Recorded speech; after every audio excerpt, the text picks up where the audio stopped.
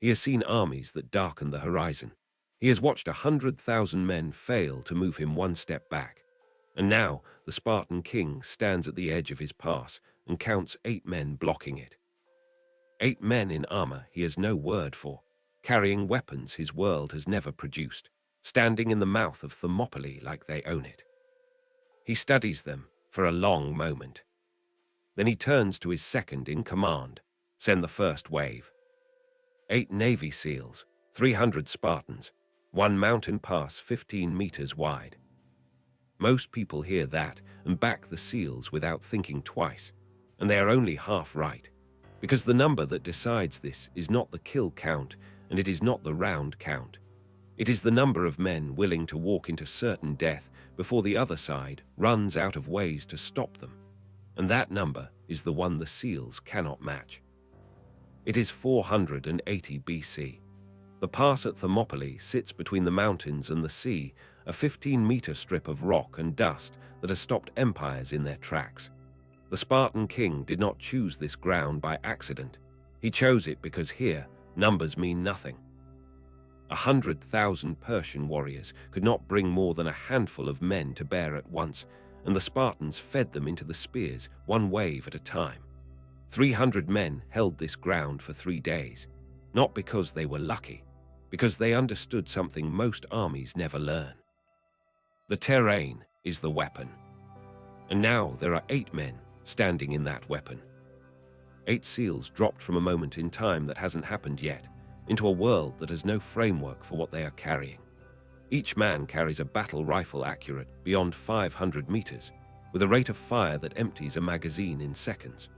Between them, they carry 1 heavy machine gun, capable of putting continuous fire across that 15-meter gap at a rate nothing alive in 480 BC can survive.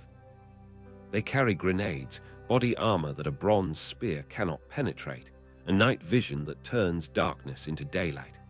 And they carry a drone, giving them a godlike view of everything moving toward the pass.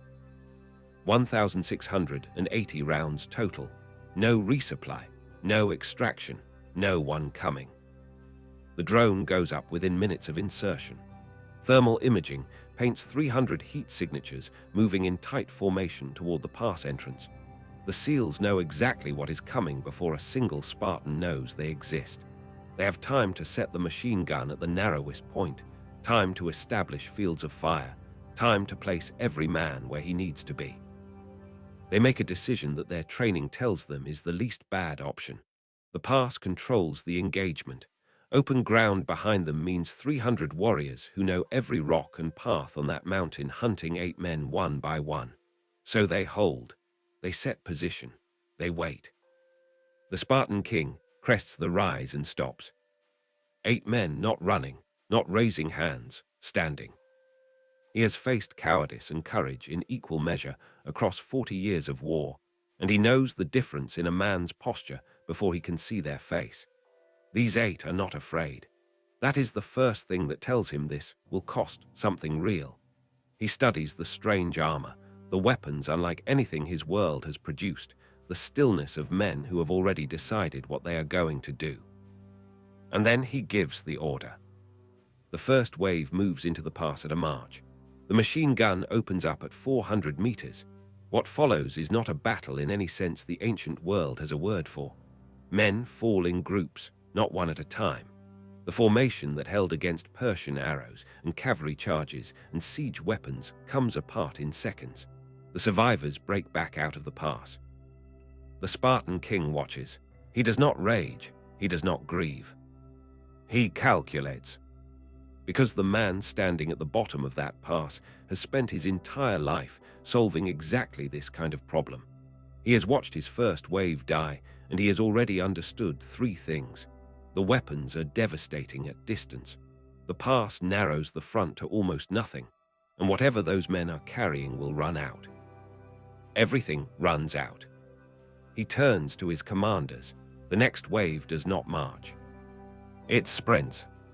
Accept maximum casualties over the shortest possible time, close the distance before the weapons can work. This is not a decision born of desperation. It is doctrine. A lifetime of Spartan training had replaced the instinct to survive with something harder, the instinct to advance. The second wave hits the pass at a full run. The machine gun tears through the front ranks, but these men are not stopping to form up, not stopping to dress the line, simply running. Some fall at 300 meters, some at 150, some at 50. And some make it through. Not many, but some. And now there are Spartan warriors inside the pass, inside the effective range of the weapons, inside the space where 8 men and 300 men become something closer to even. The machine gun cannot depress fast enough in 15 meters of rock. It becomes brutal. It becomes close. The SEALs hold, but the round count has dropped at 3 times the rate distance engagement would have cost them. Leonidas watches the survivors come back out and sends the scouts to the mountain path. A trail that winds up and over the high ground, bypassing the pass entirely, coming out behind whoever is holding the front. The Spartan king has known about it since before the first wave moved. He did not send men there immediately because he needed to know what these 8 men could do at distance, what they could do at close quarters, and how fast they spent what they were carrying. Now he knows. He sends 40 warriors up the path. Keep the pressure on the front, keep those weapons firing, keep that round count dropping, and bring men down behind them before they can adjust. The drone catches it, thermal signatures splitting off the main body, moving up the slope, taking the long route around. The team leader runs the calculation, and it does not come out well. 8 men, 2 directions, 1 machine gun. 2 SEALs peel off to cover the rear approach. 6 men are now holding the front of the pass. The machine gun moves to cover the wider rear angle, which means the front is now rifles only.